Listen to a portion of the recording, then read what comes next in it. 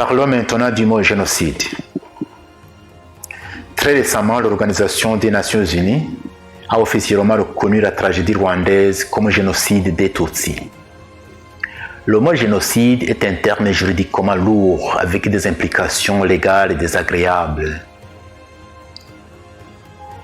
Ça peut être facilement une massue juridique que les gens mal intentionnés peuvent utiliser pour faire taire une certaine catégorie de gens sur un événement donné. Je pense que le génocide des Tutsis n'est pas à discuter et je pense que tous les Rwandais devraient reconnaître cette souffrance et en faire aussi la leur. J'invite aussi nos rescapés Tutsis de surmonter leur souffrance pour reconnaître la souffrance des Hutus et en faire la leur. Pour tous, c'est un chemin de croix, dur mais salutaire. Chapter 57. Let's talk now about the word genocide. Very recently, the Organization of the United States, UN, has officially recognized the Rwandan tragedy as genocide of Tutsis. The word genocide is a legal term with heavy legal disagreeable implications. This can become easily a legal weapon in the hands of people with bad intentions to silence a certain category of people on a given event. I think the genocide of Tutsis is not to be discussed, and I think that all Rwandans should recognize this suffering and make it also their own. I am also inviting our Tutsi survivors to overcome their sufferings by recognizing the suffering of the Hutus and make it their own. For all Rwandans, this is a cross. It's hard, but very beneficial. Considérant des millions, sinon des millions de Hutus qui sont morts au Rwanda et au Congo, dans des conditions tragiques, considérant d'autres rapports et témoignages parlant des atrocités inhumaines qui dépassent l'imagination, tout cela mérite une autre appellation que le génocide des Tutsis. Renier ces souffrances ou les qualifier de collatéral inévitable d'une armée en guerre, c'est un échec de la raison et une faillite de l'humanité. L'humanité dans tous les sens du terme. But considering the thousands, if not the millions, of Hutus who have died in Rwanda and in Congo in tragic circumstances, considering other reports and testimonies speaking of inhuman atrocities beyond imagination, all these deserve another name than the Tutsi genocide. But denying the suffering or qualifying it as a small damage of an army at war, it is a failure of reason and a bankruptcy of humanity. Humanity in every sense of the term.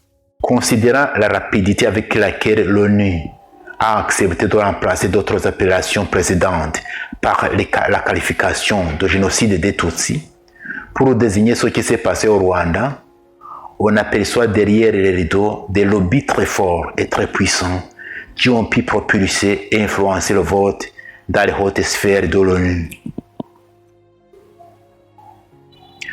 Connaissant la base d'intérêt de grandes puissances de ce monde, on peut pointer les trois profils de ces groupes lobbyistes. Seeing the speed to which the UN has agreed to replace other previous titles in the qualification of Tutsi genocide to designate what has happened in Rwanda, we see behind the curtains very strong lobbies and too powerful that could propel and influence the vote in the high realms of the UN. Knowing the basic interest of the great powers of this world, one can find out the three profiles of these lobby groups. Le premier groupe serait composé de ce que j'appellerais les trafiquants de frustration ou de souffrance de peuple ou les pêcheurs en eau trouble. C'est-à-dire pour eux, pour pouvoir pêcher, il faut rendre l'eau trouble. Sachant bien que cette région des Grands Lacs est une région très riche en sous-sol, pour pouvoir aller puiser ces minéraux, il leur faudra troubler le contexte socio-politique. Ils peuvent ne rien savoir sur la souffrance des Tutsis. Ils peuvent ne rien savoir sur ce qui s'est passé à l'est du Congo. Mais tout ce qu'ils savent, c'est qu'il y a de grandes richesses minérales dans cette région. Et ils savent bien qu'une telle qualification engendrerait des frustrations et des contestations. Alors, ils peuvent bien utiliser ces frustrations pour troubler tout le contexte social et arriver facilement à leur objectif. C'est un outil de réserve dont ils auront besoin. Ça n'a rien donc à voir avec l'amour ou la compassion envers les Tutsis. Mais quand ce trouble viendra, tout le monde sera victime. Le deuxième groupe serait composé d'individus ou États qui savent très bien, beaucoup plus que n'importe qui, ce qui s'est passé au Rwanda et aux alentours. Mais alors, ils sont tellement impliqués dans cette ordure de mensonges et de violence et ils ne veulent pas que le monde le sache. Alors, ils cherchent une étoffe blanche pour couvrir. Comme ça, personne ne le saura. Donc, ça n'a rien à faire avec l'amour ou la compassion envers les Tutsis. Le troisième groupe serait composé des Tutsis eux-mêmes, tout en ignorant les calculs de ses supporters, mais se sentent quand même caressés dans le sens des poires. Moi, je conseillerais les Tutsis eux-mêmes de regarder avec circonspection cette appellation, qui à long terme peut être comparée à un cadeau empoisonné. Je leur conseillerais de dire gentiment non à ces grandes puissances, de tourner la face vers les Hutus pour qualifier ensemble leurs souffrances et pour forger ensemble un destin commun. Je leur conseillerais aussi de se méfier de ces littératures qu'on trouve ici et là, décrivant les Tutsis comme des êtres spéciaux aux origines spéciales.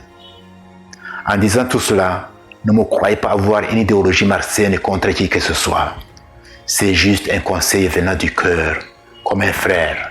The first group will be composed of what I will call traffickers of frustration or people suffering, or fishermen in agitated water. That is for them, in order to fish, one must make the water agitated. Knowing very well that the region of the Great Lakes is a very rich area in its basements, in order to fetch the minerals, they will have to trouble the socio-political context. They may not know anything about the suffering of the Tutsi. They may not know anything about what happened in Eastern Congo, but all they know is that there are great mineral riches in this region.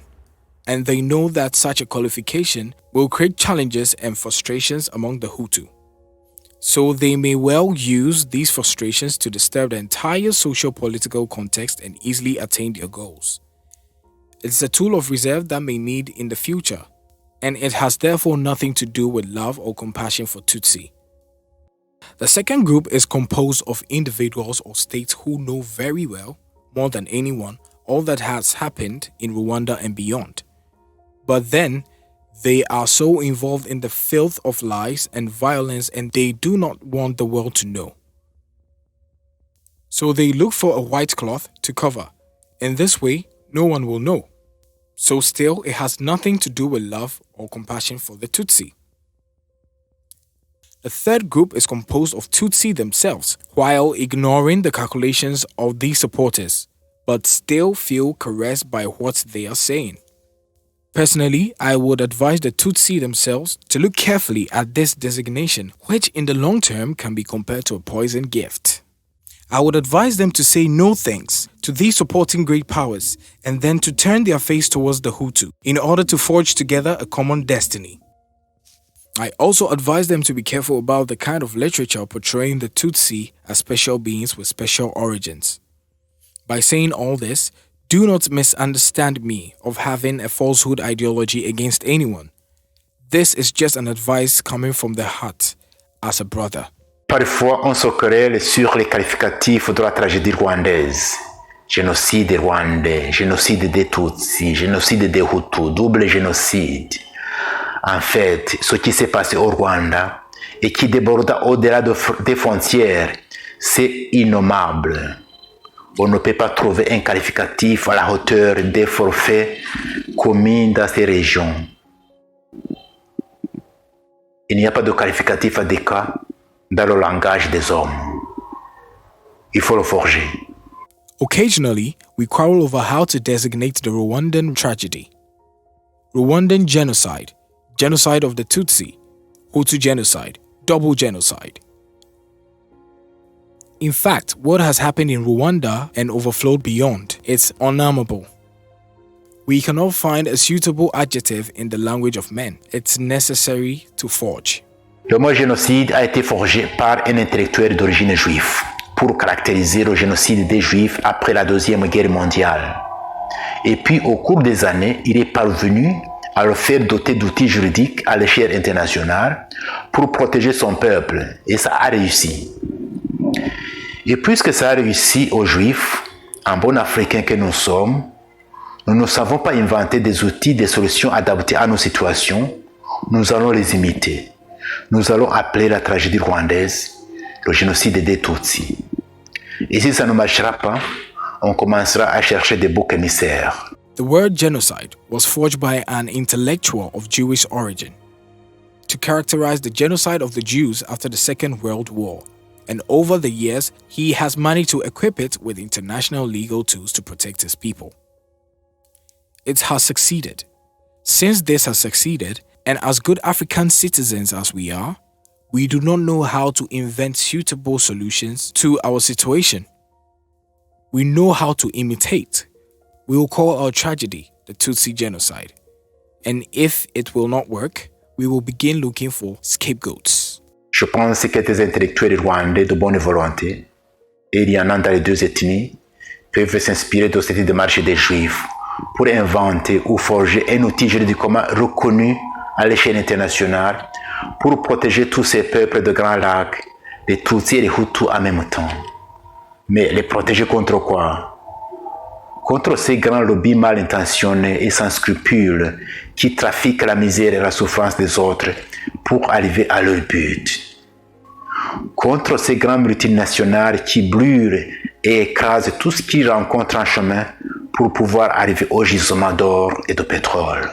I think Rwandan intellectuals of goodwills there are in the two ethnic groups, and they can learn from this Jewish approach to invent or forge a legally recognized tool at the international level to protect all these people of Great Lakes, the Tutsis and Hutus together. But protect them against what? Against these big lobbies, malicious and unscrupulous, who traffic misery and suffering of others to achieve their goal. Against these big multinationals that burn and crush everything they encounter on their way to the gold and oil deposits. Hutu et Tutsi marchaient ensemble. Vous avez tous souffert. Nous avons vécu trop longtemps dans le mensonge, dans la peur et la violence. Décidez maintenant de vivre dans la paix, dans la vérité. Mais ça a un prix. Il faut du courage prophétique. Il faudra accepter la croix. Je dis que le mensonge porte en soi un pouvoir et des germes destructeurs. Je vais vous donner un exemple pour illustrer ce que je dis. Vous voyez ces enfants qui se trouvent dans l'église de Kibeho. Ils sont en train d'apprendre la catéchèse. Mais dans leurs corps respectifs, quand ils apprennent l'histoire du génocide, on leur apprend que les milices Hutus ont massacré les Tutsis à l'intérieur de cette église, que les Hutus sont mauvais, qu'il faut avoir honte d'être Hutu. Mais que les militaires Tutsis ont massacré les Hutus à l'extérieur de cette église, ils n'en parlent jamais. Il est même interdit d'en parler. Hutu and Tutsi walk together. You have both suffered. We have lived too long in lies, in fear and in violence. Decide now to live in peace and in truth. But it has a price. It takes prophetic courage. It is to accept and embrace the cross. I have said that a lie in itself carries power and destructive germs. I'll give you an example to illustrate. You see these children who are in the church of Kibeho? They are learning catechism. But in their schools, when they learn the history of genocide, they are taught that the Hutu militia have killed Tutsis inside the church. The Hutus are bad. One must be ashamed of being Hutu. But that the Tutsi soldiers massacred Hutus outside the church, they never talk about it. It is even forbidden to speak. Voilà donc une sorte d'histoire qu'ils enseignent à nos enfants. Il les oblige de boire du mensonge. Mais dans 20 ans, dans 30 ans, ces enfants seront maintenant adultes. Ils vont lire différemment et interpréter différemment l'histoire de notre pays. Parce qu'entre-temps, ces enfants connaîtront la vérité. On aura beau effacer l'appartenance ethnique dans les cartes d'identité, cette appartenance va plutôt greffer dans les cœurs. Ces enfants porteront dans leur cœur les souffrances de leurs ancêtres qui n'ont pas pu exprimer. De là peuvent naître alors de nouvelles frustrations, de nouvelles querelles et colères, de nouvelles violences. Le cycle se referme. Tout cela, c'est le fruit du mensonge. J'ai mentionné plus haut que le mensonge, c'est le trône du diable. Et le diable, ce n'est pas un élément naturel inerte, c'est un esprit. Il peut se métamorphoser facilement en peur ou en violence. Il ne meurt pas. Le seul moyen de neutraliser et le rendre stérile, c'est la croix. C'est pourquoi avec sa croix et son sang, Jésus a ligoté le diable. Celui-ci n'a plus le pouvoir, sans notre consentement, de nous barrer la route vers le banquet céleste chez notre Père. Here is a kind of history they have been teaching our children. They are forcing them to drink lie. But in 20 years, in 30 years, these children will now become adults. They will read differently and interpret in different manner the history of our country. Because in the meantime, these children will get to know the truth. We can try our best to clear ethnicity from national identity cards. This membership will rather be grafted in their hearts. These children will carry in their hearts the sufferings of their ancestors that they were not able to express. From there can regenerate new frustrations, new quarrels, and anger, further violence, and the cycle continues. All this is the fruit of lies. I mentioned earlier that lying is the other name of the devil. And the devil is not an inert natural element. It is a spirit. It can easily be transformed into fear or violence. It doesn't die. The only way to neutralize him and make him powerless is the cross. That's why, with his cross and his blood, Jesus has bound the devil. He has no more power without our consent to stand in our way to the heavenly banquet in our Father's kingdom. Sans aller trop loin, regardez actuellement comment les Hutus et les Tutsis interprètent l'histoire de notre pays. C'est pathétique de lire ou d'entendre nos colères, nos querelles sur l'histoire de notre pays. C'est-à-dire, quelque part, au cours de notre histoire, il y a eu des mensonges et des violences qui ont empêché les souffrances des uns des autres de s'exprimer. Dans les années 1992 et 93, alors que la guerre entre le gouvernement rwandais et FPR faisait rage dans le nord du pays, ce n'était pas rare de rencontrer des jeunes Tutsis qui s'exprimaient plus ou moins librement en disant ceci: les Tutsis, nous avons souffert trop. Nous allons cotiser pour l'effort de la guerre. Je vais rejoindre le front dans le nord pour aider mes frères. Ils quittaient le travail, ils quittaient l'école pour rejoindre les combattants du FPR dans le nord. Le côté tragique de ceci, c'est qu'arrivés sur le front, plusieurs ont été massacrés. Non pas par l'ennemi en face, mais par ses mêmes frères Tutsis venant d'Ouganda qui venaient prêter main forte. Ne me demandez pas pourquoi, je ne sais pas. Mais les faits sont là avec des témoignages accablants. Seulement je peux poser cette question aussi bien au Tutsi qu'au Hutu. Qui est mon frère? Without going too far, now look how the Hutu and Tutsi interpret the history of our country. It is pathetic to read or hear our anger, our quarrels about the history of our country. This is to say, somewhere in our history, there have been lies and violence that prevented the suffering of each and every one to be expressed. In the year 1992 to 1993, as the war between the Rwandan government and the RPF was raging in the north of the country, it was not unusual to meet young Tutsi who spoke more or less freely by saying, "Tutsi, we have suffered too much. We will contribute to the war effort. I will join the front in the north to help my brothers." They were leaving the work. They were leaving the school to join RPF fighters in the north. The tragic side of this is that by the time they had arrived at the front, many were massacred. Not by the enemy on the other hand, but by these same Tutsi brothers coming from Uganda they came to give a hand of help. Do not ask me why, I do not know. But the facts are, there will be shocking testimonies. I can only ask this question to both Tutsi and Hutu. Who is my brother? L'autre aspect triste de ceci, c'est que les jeunes Hutus du même âge ne savaient rien de cette souffrance des jeunes Tutsis. Ils fréquentaient les mêmes écoles, les mêmes universités, les mêmes cabarets. Ils rencontraient les mêmes frustrations et les mêmes difficultés. C'est pourquoi ils ne comprenaient pas cette souffrance dont il parlait et surtout ce geste ou ce désir ardent de rejoindre le front du FPR. Ils ont compris la souffrance des Tutsis plus tard lorsqu'ils ont commencé à en parler sans peur. En fait, c'était la mémoire d'une souffrance collective d'un groupe ethnique. C'était une souffrance que le contexte sociopolitique n'a pas donné l'occasion de s'exprimer librement sans haine. Maintenant, ils commençaient à l'exprimer, mais c'était marre et c'était trop tard, parce qu'ils allaient le faire par violence. De même, cette souffrance des Hutus qu'on essaie actuellement de supprimer par tous les moyens, y compris par la violence de la loi, il ne faut pas être un grand prophète pour prédire que ça peut causer des dégâts tôt ou tard.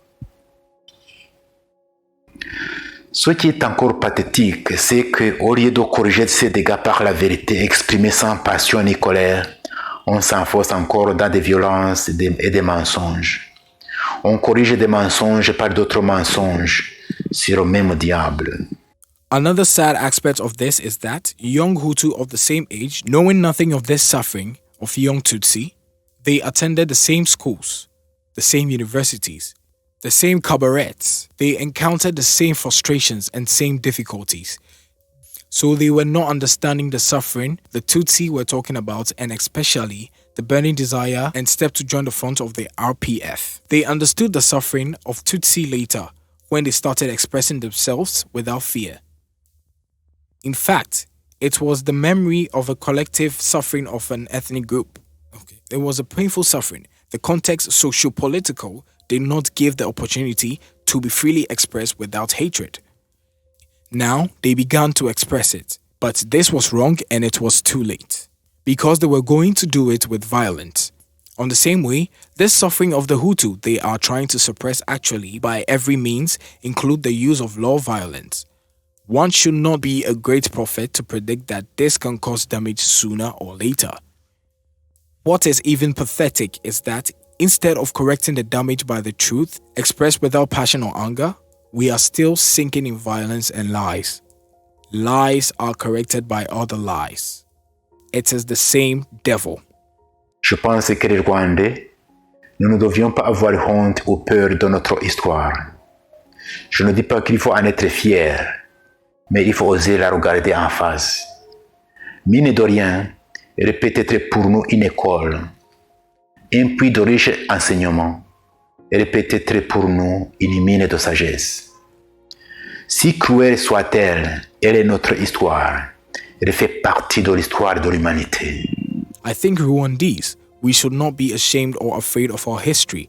I am not saying we must be proud, but we must dare to face it. Casually, it can be for us a school, a well of rich teachings. It can be for us a mine of wisdom. As cruel as it is our history. It is part of the history of humanity.